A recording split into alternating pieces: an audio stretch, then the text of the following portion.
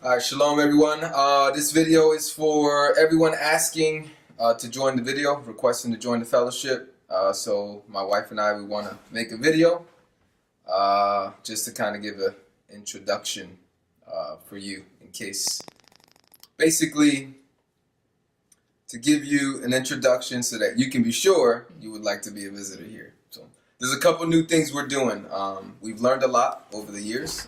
Last year especially was a learning experience. So we're increasing what we're doing to try to make the experience more clear for everybody, myself, guests.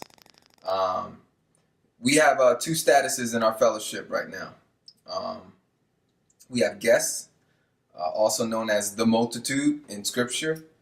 So people that are not involved with the ministry or the assembly, but are those hearing and benefiting from the ministry, whether it be service or, good works, prayer, whatever, things like that. So they're benefiting from the ministry, but they're not as involved. In other words, they're not core members like the disciples. So we did a series on that. We're going to put links below this video on what to watch, but we did a series called What is Discipleship, and we're still building on that. We went through the whole book of Matthew. We haven't done Luke, Mark, and John at this point too much. We cross-referenced a little bit, but we also are going into the book of Acts. And then we have the Discipleship Curriculum. So Yahusha's Discipleship Curriculum. So we start going over the book of Matthew, all the red letters, all the words that Yahusha taught, and we cross-reference into all the Gospels. So wherever those particular teachings are repeated, we cross-reference them, and if there's anything different, we talk about it. So we're going through that, but we're also eventually going to go through the Discipleship Curriculum according to the book of Acts and the epistles. So there are two statuses. You're either a guest, a visitor, part of the multitude. So somebody who is, not a disciple. Okay, and then we have disciples. The disciples are the ones who want to get under the leadership, get under the teacher, and want to submit to the doctrine and the teachings.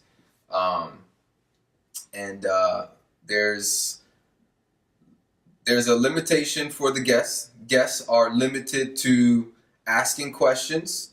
They're not allowed to, preach and teach and say, hey, and start breaking down doctrines on whatever calendar and the Shabbat and what they believe. They're here. Guests are in this assembly to ask questions, to learn. And they're also, we have a probationary period, which my wife and I were discussing. I think we're going to make the probationary period a minimum of 2 months. A minimum of 2 months, not a maximum, a minimum. So in 2 months, we'll check in with you to see how you're doing with all these videos.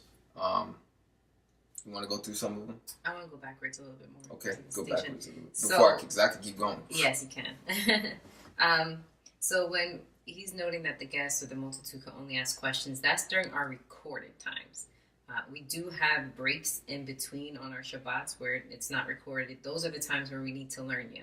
So some people will say, why is there this distinction? One, we're trying to prevent false doctrine. We have experienced many people coming in who have doctrine that's all over the place, and we need, for the content that we put out there, especially that falls on my husband's head, it's very important that it's not promoting false doctrine. Two, we need to build relationships. These are internet-based relationships. We don't know you. You don't know us. You only see what you see on the internet. So when you get behind the scenes, you may say, well, I'm not really feeling this. Or we might say that, vice versa. Our spirits are just not connecting, and we do not want to walk Some people just want to join because they like my music. And then they find out they don't like my attitude. They don't like how I rebuke people and how I, him as a address person, him as a musician, but not as a person. Right. So to build relationships. And three, it's this time period to be able to see, do I really want to join this fellowship? Do I actually want to commit myself here? You still have the option after the 2 months to say, you know what, I still just want to listen in. I just know I need that more than YouTube. And we reserve the right to say, okay, well, no, based on what we've seen, if, I'm talking about if sin comes in, things like that, contentiousness, all that stuff. Or you might say, you know what, I do wish to go further and be a disciple. And so if you want to break down that a little bit more, you want me to? Becoming a disciple? Yeah. We could both talk about it. Okay. Because at that point, the difference with that is, one, accountability goes way up. Some people don't like the word accountability. They don't like the invasiveness. If that's you, then that's fine. You say, I don't wish to be your disciple. I don't want you to invade my space. Yeah, because what that looks like is, for those who are marriage counseling. You got kids talking about what's going on in the homes. This is not just studies. This is, who are you? What are you struggling with? And we're going to get in. Are you dealing with financial issues? Is it because you're not doing something right? You're not looking for jobs? Like, this is way more personal, way more invasive, and it just builds so much more. It's not a far off relationship. So, and some people do not want that. So we rather have that up front and say, that's not what I'm looking for. I don't want the accountability, and be real with us, than say you do and it's actually not. And then we have fake relationships, or really transparency is not there. That's the word I'm looking for. It's a lot more transparent. So that's basically. Yeah, I mean, discipleship is, and again, I think it'll become more clear for you if you go through our playlist of what is discipleship. That will help you understand what I'm expecting as a leader of this fellowship. I don't even want to start talking about it because I'll just keep going. But it's basically, I mean, you're coming to be a student. You're coming to be learning from a teacher and to learn, under this ministry. If you believe that, this teacher is at a level that you're not at, you would like to learn from this person as much as possible. If it comes to a point in your walk where you're like, hey, I'm past where he's at, and you want to go on and go to a different ministry, you're free to go wherever you want. But ideally, we would like long-lasting relationships. It would be nice to stop having a revolving door of people who come in and endure for a short while and then break relationship. So this is helping us get more structured on doctrine, right? We got to be unified on doctrine. Last year I tried, the open-mindedness and agreeing to disagree, and I see where that gets messy. And everybody wants to be a teacher. So this year I'm doing things different going forward. Not everybody's a teacher. You're a student. And we'll let you know when you become a teacher. And that's important. The protocol is essential to keeping the unity and not being disruptive and causing confusion. So you're allowed to ask questions. If you have different doctrines, ask questions regarding the doctrine. Ask questions and let the teachers, let the disciples who are in the group, let them answer and engage with you. But we don't want guests coming in, standing on a platform that they don't belong on. This is not a place for you to have a platform to preach your doctrines. You're here as a guest, to build relationship with us and trust until we can trust you. And then we can start letting you open up a little bit more once that status changes from, guest to disciple. Then you can be a little bit more vocal. And then eventually you'll be promoted to leadership, because I can't handle but so much. And that's another thing my wife just brought up before we did this video is having a limitation on how many disciples we can have.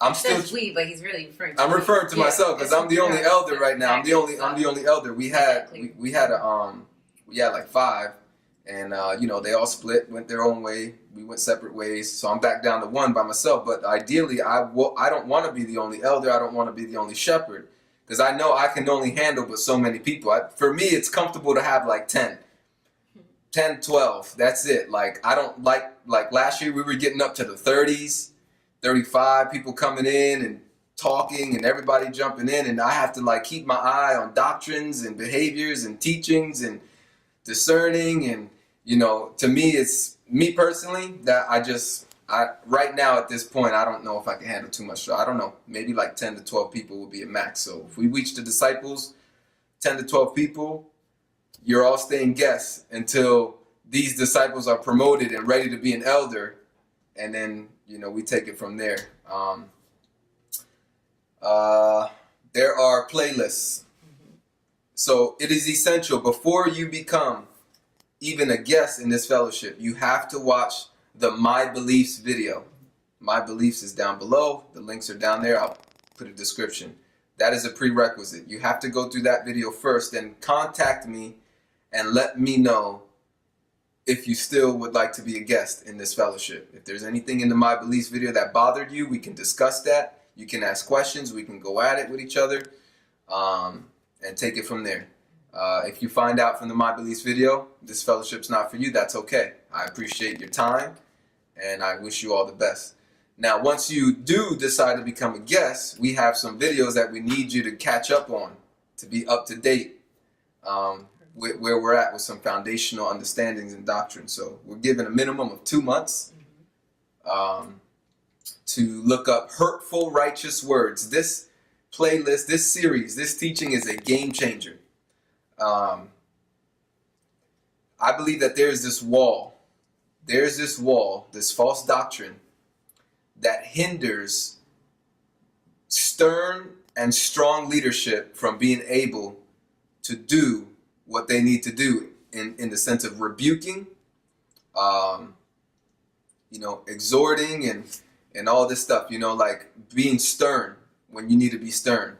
There's people that have this idea that leadership is meek and lowly and soft and loving and always merciful and soft-spoken. And this false worldview, this false doctrine and false philosophy is a hindrance to progress, because once a leader like myself would rebuke somebody, probably openly, harshly, then I'm being attacked by people who aren't even being rebuked. I'm being attacked for being prideful and further feeding into the person that I'm rebuking because they think I'm prideful as well. So it just doesn't work at all. Nobody ever, and if you study the series that we did, we went through all of Matthew. I could easily, and I'm going to continue the series on my own time. But I decided to go through Matthew since Yahusha is our perfect example of righteousness, right? So I went through all the examples through Matthew. We went through it together on hurtful righteous words. Yahusha calling Peter Satan. He's saying, "Get behind me, Satan." Telling Peter, "You of little faith," while he's drowning.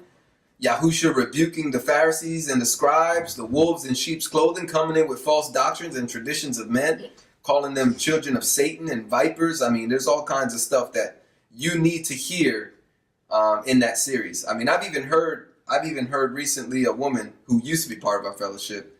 She literally said that, "I don't believe that any man can have righteous anger. Only Yahusha can, and Yahuwah."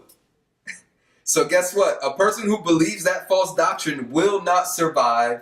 Not only that, they will be a cancer in this ministry, and it is proven to be so.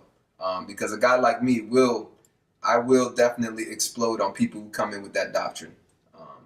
That's part of what caused a split. People didn't like that, but some people understood it. That's why some people from the previous fellowship are still here. But we just can't. If two men can't agree, how can they walk together?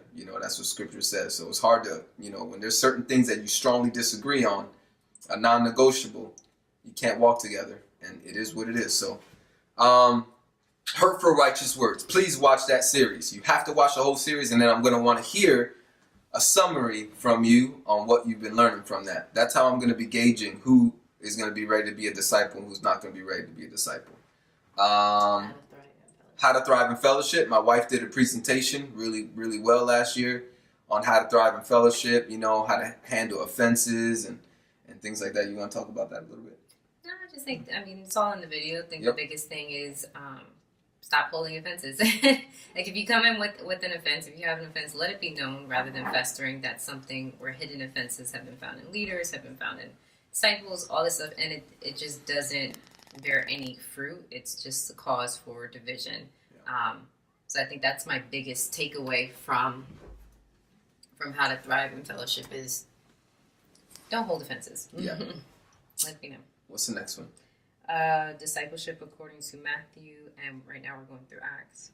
All right, did I say what is discipleship? Definitely watch What is Discipleship as well. All right, the link is below. If you want to be a disciple, it's important to know what that is. You can't just jump into something you don't know what it is. So all of us know the words, "Go ye therefore and make disciples of all nations," but have we really intentionally tried to study what a disciple is? So I decided to do a series on that.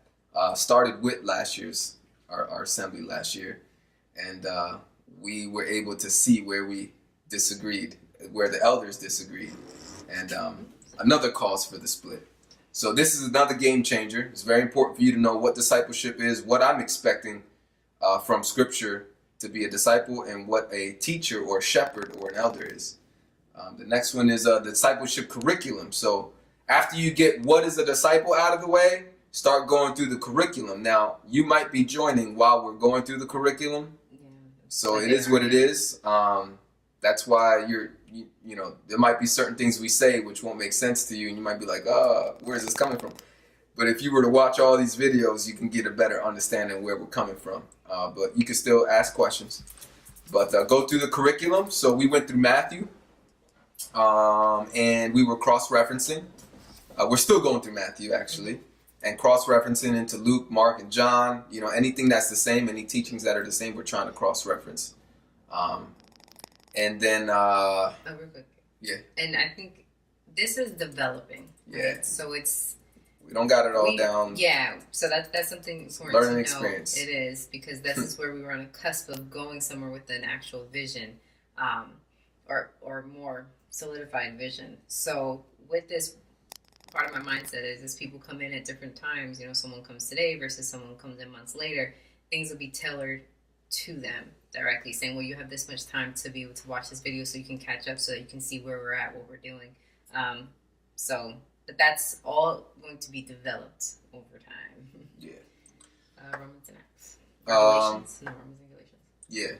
So you have 2 months to go through Hurtful Righteous Words, how to thrive in fellowship, what is a disciple, and at least,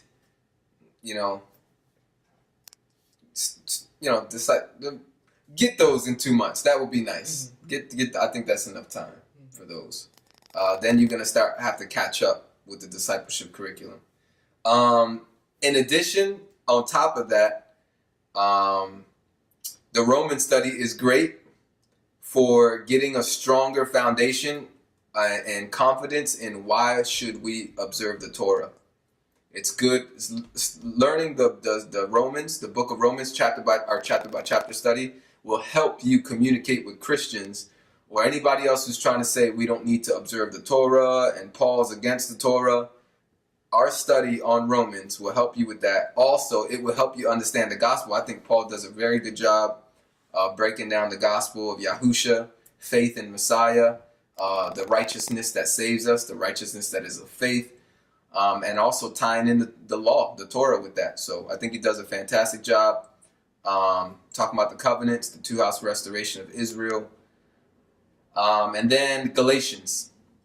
Galatians is probably on top of Romans because Galatians is the hardest one to defend regarding being for Torah and not against. So Christians use Galatians a lot because there's a lot of verses that are very confusing looking and it seems like it's against the Torah. So either one of those, Romans or Galatians, are two great chapter studies that the men have done in our men's study. So I definitely encourage you to get those out the way. Everything else than that is, we got our Torah portions being done. We didn't record Genesis yet. We still need to do that. We're actually about to start. We're about to start up soon. We're finishing Deuteronomy. I feel like Deuteronomy was the heart of the Torah, it really summarized the heart of all of it, the obedience to love Yahuwah with all your heart, soul, mind, and strength, and things like that. And it tied in with the gospel really well. So we went through all of Deuteronomy, or we're going through it. We're almost done. And then we'll probably start with Genesis again and, build up our library on that. So right now we're only doing fellowships mostly on Shabbat alone, because we have so much content to give you time to catch up. And, we also have people with different schedules, and we're all working that out. But eventually we're going to start having fellowship during the week again, too. That's very important. This is more, for those who wish to be disciples, more of an East Coast Central Standard Time period. And why? Because for those who are across the seas, 12 hours ahead of us, 6 hours behind us, even California time. We've tried it. Yeah, Pacific time, where it's 3 hours behind us. It's difficult. I'm not talking about for the guests, because, hey, if you come in during Shabbat. But to be a disciple, if there's no time frame that we can actually work at the same time to get in those calls throughout the week, to be able to pray throughout the week together, to be able to eventually, when we have more studies throughout the week, which will be for the disciples, to be able to have those studies so that we can build together and literally, walk as a cohort together. So time zone, very important. So it's not to be rude, but we're really going for East Coast and Central Standard, because that's just an hour behind us, because it basically comes down to what we can and cannot give to people resource wise, which is time. So that's very we've had people getting on a soapbox preach mode, that there's a lack of accountability because they live all the way in another country, far away, and so it's always been hard to gauge, like, where's this person coming from? Why do they keep bringing in these distracting teachings? And so that's why guests will remain guests. They're not allowed to preach and teach on our social media pages and anything we have to communicate with one another. They're strictly being limited to asking questions, okay? Learning and asking questions. So if you live in Holland, Australia, Philippines, things like this, most likely you're going to just be a guest, and we're going to be hoping and praying and try to do whatever we can to help you get, into some fellowship and find some fellowship. And I'll do whatever I can, in my power and my strength and my time, whatever I have available, to try to help you find a good place, But other than that, there's not much I can do for you, other than continue to provide the content. But it's essential for all of us to get under leadership. We have to be part of an assembly. We can't be out here by ourselves doing our own thing and doing what we think is right in our own eyes, okay? And you're not going to find a perfect assembly that you agree with everything perfectly. You're going to have to learn submission. You got to learn how to submit under leadership, So as long as in your heart what you disagree on is not a non-negotiable, you got to find it in your heart to try to submit, and just trust the leadership and do it for a season and honorably be graduated or honorably be exited out of that community, and so you can go on and maybe start your own fellowship, But for people to start their own fellowships when they haven't even shown any reputation of submitting, that's not good. So anyway, that's it. The last thing actually is just dress code. Just come in, little tees for women. Don't show your stuff. Men as well, no tees, no showing your chest. If you have shorts, keep the video obviously up, so that we don't hinder our brothers and sisters. So just be mindful. It's just modesty. It's not like you have to wear a skirt or you have to do this. It's just cover up, basically. That's it. So watch the videos below and get back in touch with me. Email me, devotedtoyah.com, or the website, the WordPress website I got up now. You can subscribe to that, keep up to date, email me from there. That's it. Shalom.